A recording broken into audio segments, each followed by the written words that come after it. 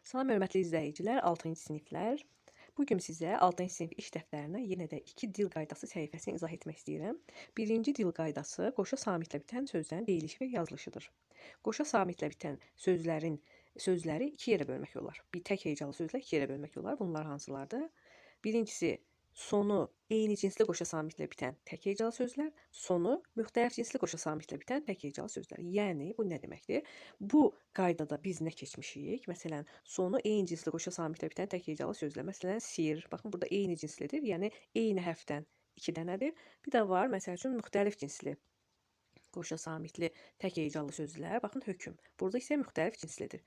K-mı dedikdə müxtəlif cinsli qoşa samitdir. 2 dənə r isə eyni cinsli qoşa samitli sözdür. İndi biz həmin qaydaları keçmişik. İndi biz həmin buradakı tapşırıqlara baxaq. Saitlə başlanan şəkilçi artırdıqda biz davam eləməliyik bunu və samitlə başlanan şəkilçi artırdıqda tip sözünə saitlə başlanan şəkilçi artırdıqda bayaq qeyd etdiyim kimi, məsəl üçün sir sözünə saitlə başlanan şəkilçi artırdıqda qoşa samitlərin ikisi də qalır, heç nə baş vermir. Baxın, burada hissi, sonra fənni belə yazılmalıdır. İndi mən bu tərəfə keçib siləcəm, ona görə yerləşmir deyə siləcəm, siz səliqəli yazarsınız. Samitlə başlanan şəkilçi artırdıqda isə bu qoşa samitlərdən biri düşür. Məsələn, sirdə, sirdən olur. Amma burada bir istisna var idi. His sözü istisna idi. Baxın uşaqlar, his sözü istisnadır. Çünki his sözündəki s-nın birisini salsaq olur. Lampanın, odunun hissi mənasında olduğu üçün sadəcə his sözünü istisna kimi götürürük. Yəni samitlə başlanan şəkilçi artırdıqda hər iki samit qalır, heç birisi düşmür. İndi biz keçək ikinci xanaya. Hissdən, baxın belə yazacağıq. Hissdən, 2 s-nı da saxlayırıq və digər söz fəndən. Fəndən, bu istisna deyil. Ona görə r-nın birisi düşdü. S düşmədi, istisna idi, amma n düşdü. Yəqin bu qayda sizə aydın oldu. Bu birinci tapşırığın cavabları bunlar oldu. Hissi, fənni, hissdən, fəndən. Keçək indi ikinci tapşırığa. 4-dən biri səhv yazılmışdır. Biz belə xətlə baxırıq 4-dən birinə. Haqqa, haqsızlıq, haqlı, haqqında. Bayaq qeyd etdiyim kimi, əgər sonu qoşa samitlə bitən eyni cinsli tək hecalı sözdürsə, bayaq qeyd etdiyim kimi, bu sözlərə samitlə başlanan şəkilçi artırdıqda bu r-nın biri düşür, samitlərdən biri düşür. Haqqa doğrudur, haqsızlıq doğrudur, amma C bəndi nədir? Haqlı yazılıbdır. Burada q olmamalıdır, yəni bir q olmalıdır daha doğrusu. Cavab olur C bəndi, haqqında doğrudur. İkinci sıraya baxırıq, sirdaş. Demək, sirrim doğrudur, sirli doğrudur, sir saxlayan doğrudur. Amma sirdaş sözündə nə yazıblar? Baxmayaraq ki, samitlə başlanan şəkilçi artırıb 2 dənə r yazıblar. Biri düşməli idi, ona görə A bəndi. Həddində, hədsiz, həddin, hədlə. Burada da uşaqlar hansı cavab olmalıdır?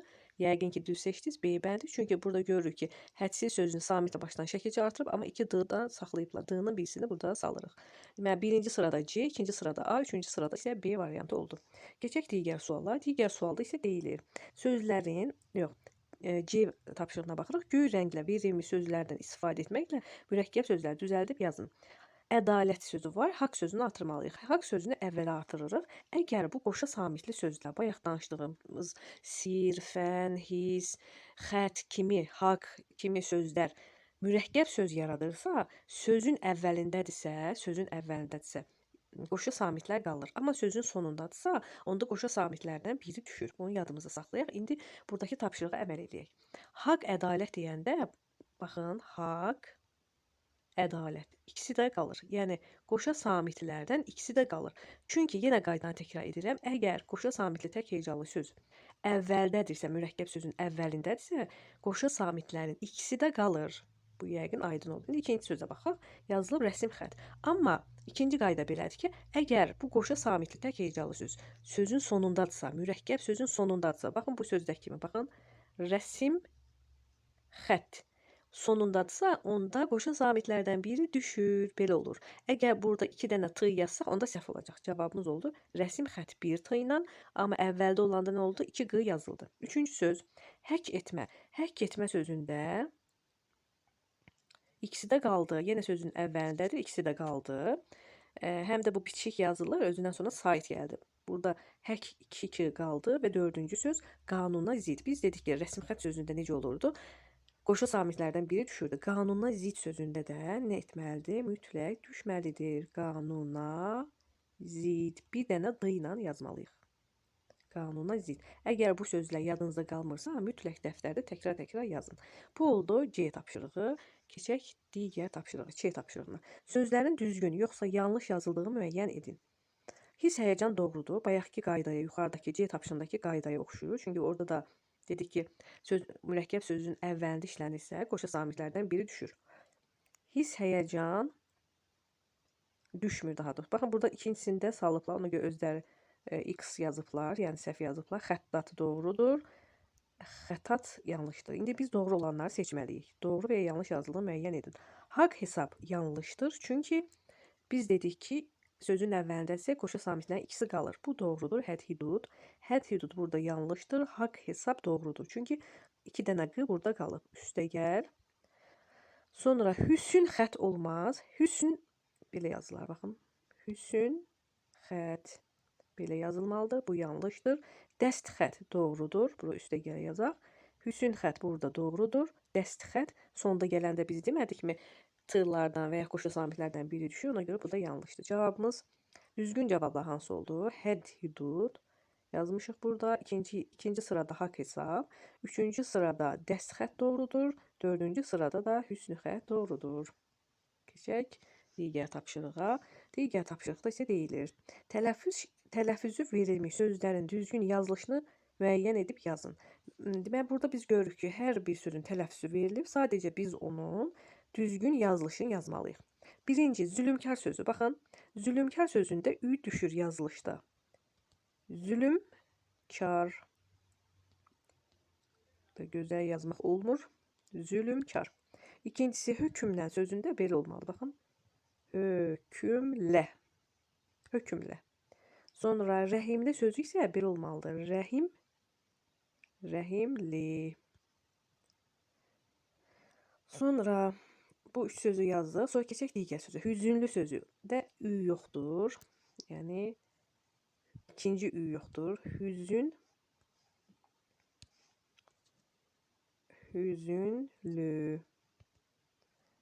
Digər söz nədir? Həcimli. Burada da olmalıdır. Həcim i yoxdur. Həcimli. İ yoxdur.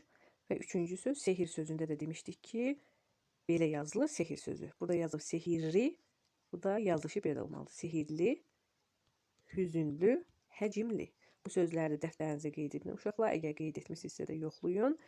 Keçək digər buradakı sonuncu tapşırığa. Düzgün yazılmış sözləri qeyd edin. Burada düzgün yazılmış sözlər hansılardır? Mən yenə də üstə yazacağım ki, daha aydın görünsün. Baxın, cəbir sözündə i olmamalıdır. Bu yanlışdır. Cisim sözü doğrudur. Üzr sözü doğrudur. Sehir sözündə bayaq yazdıq. S, e, r, i hərfi yoxdur. Nəbi sözü yanlışdır. Nəbi sözündə də i yoxdur. Hüzün sözü doğrudur. Qəsr sözü doğrudur. Sətir sözü yanlışdır. Sətir sözündə isə i var. Baxın, bu sözlərdə dəftərinizə qeyd edin. Sətir, iki hecalı i var. Nəbz, cəbir, sehir sözləri isə hər üçü bir hecalıdır. I hərfi yoxdur.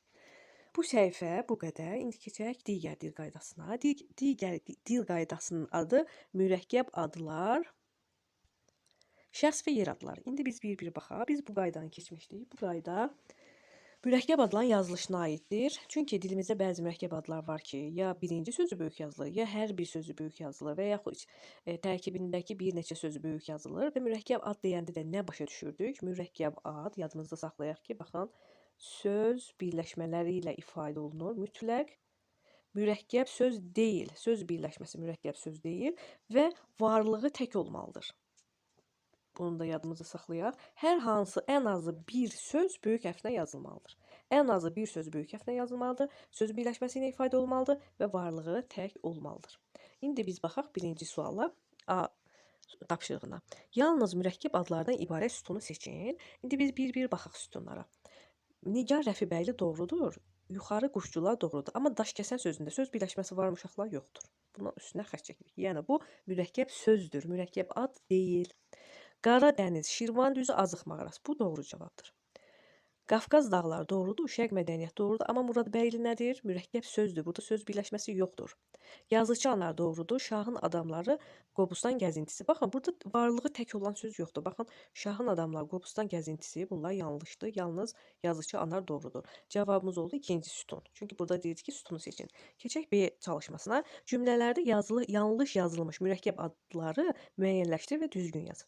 Səməd Vurğun 1906-cı ildə Qazax şəhərinin Yuxarı Salahlı kəndində anadan olub. Burada biz aşağıda yer qoyublar ki, biz bunu yazaq. Yuxarı Salahlı. Əgər hər hansı bir kəndin yer adının əvvəlinə yuxarı, aşağı kimi sözlər, böyük, kiçik kimi sözlər varsa, həmin sözlə böyük yazılır. Bu bir qayda. İkincisi, Bakının ən böyük meydanı olan Azadlıq meydanı Neftçilər prospektində yerləşir. Əgər yer adlarıdırsa uşaqlar, birincisi böyük, ikincisi kiçik yazılmalıdır. Baxın, burada yazılıb Azadlıq meydanı, Azadlıq böyük yazılmalıydı. Meydanı kiçik yazılmalıdır. İkinci sözdə isə yenə də yer adı Neftçilər böyük, prospekt kiçik. Baxın, bunu da yadımızda saxlayaq. Sonra keçək üçüncü cümləyə. Nadir Şah Əfşar yaxın şərq tarixində ən dərin iz qoymuş şəxsiyyətlərdən biridir. Əgər şah sözü ya sonda şah, xan, bəyim, xanım kimi sözlər əgər mürəkkəb adın sonundadırsa və yaxud ortasındadırsa kiçik yazılır. Burada görürük ortasındadır. Deməli bu kiçik yazılmalıydı. Necə yazılmalıydı? Buradan yazaq biz. Nadir Şah Əfşar. Yenə təkrar edirəm. Baxın, şah, xan, bəy, xanım, bəyim kimi titul bildirən sözlər sözün ortasında və ya sonundadırsa kiçik yazılır. Bu bir, buradakı səhv bundan ibarətdir. 3-dəki. Sonra 4. Araz çayının üzərində yerləşən Xudafərin körpüsü 11-ci əsrin yadigarıdır. Bayaq biz dedik ki, yer adları, çay adları, dağ adları, küçay adları, meydan adları, sülalə, müqavilə və s. kimi adların hər birində birincisi böyük, ikincisi kiçik yazılır. Burada görürük ki, çay adı böyük yazılıb, amma yanındakı çay sözü kiçik olmalıydı. Sonra Xudafərin körpüsü, Xudafərin böyük və körpüsü isə kiçik olmalıydı. Baxın, bu formada siz bütöv yazarsınız. Burada yerləşmir. Və sonuncu cümlə, görkəmli Azərbaycan şairi və maarifçilərindən biri də Seyid Əzim Şirvanidir. Əgər bu titul bildirən söz, bayaq biz dedik, xan, şah, bəyim, xanım kimi sözlər sözün ortasında, yəni mürəkkəb adının ortasında və ya axırındadırsa kiçiklə yazılır, amma əvvəlindədirsə, onda böyük yazılır. Məsələn, buna aid başqa bir nümunə də deyək, sonra bu nümunəni də yazaq. Məsələn, Şah İsmayıl. Baxın, burada titul bildirən söz şah sözüdür. Əvvələ keçdi və böyük hərflə yazıldı. Eyni ilə də burada Seyid Əzim Şirvani yazılıb. Seyid sözü sözün əvvəlindədirsə böyük yazılır. Seyid Əzim Şirvani. Bu da oldu digər yanlış cavab. Biz də bunu düzgün yazdıq. Siz də bu cavabları qeyd edin. Keçək C tapşırığına. C tapşırığında deyilir, mürəkkəb adlara aid nümunələr yazmaqla cədvələ tamamla. Birinci sözün ilk hərfi böyük yazılan mürəkkəb adlar, bütün sözlərin ilk hərfi böyük yazılan mürəkkəb adlar. Buna aid yuxarıda da nümunələr gördük biz və çoxlu nümunələr də siz yaza bilərsiniz. Məsələn, birinci sözünün ilk hərfi böyük yazılan sözlər. Tutaq ki, deyək ki, Bakı şəhəri, sonra deyək ki, Himalay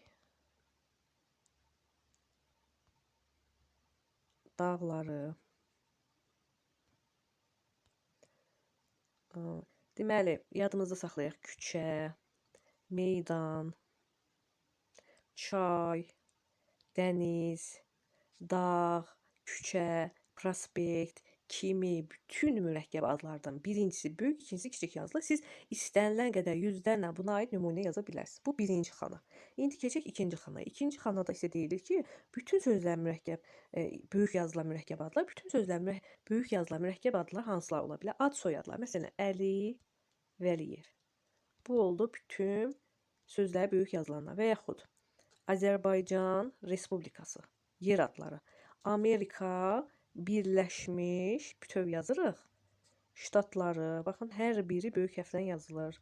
Başqa nümunələr deyək. Məsələn, Azərbaycan, siz bütöv yazın, burada yerləşmir. Azərbaycan Respublikasının prezidenti, hamısı böyük hərflə yazılır və tərkibində günü sözü olan bayram adları, günlər. Məsələn, Ahıllar Baxın, Ahıllar Günü.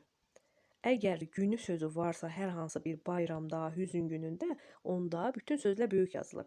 Və yaxud Əlillər Günü yenə böyük hərflə yazılır. Sonra Dünya Azərbaycan, hər biri böyük yazılır. Dünya Azərbaycanlılarının həmrəylik günü. Baxın, burada da günü sözü olduğu üçün əvvəlki bütün sözlər böyük hərflə yazılır, eyni zamanda günü sözü də.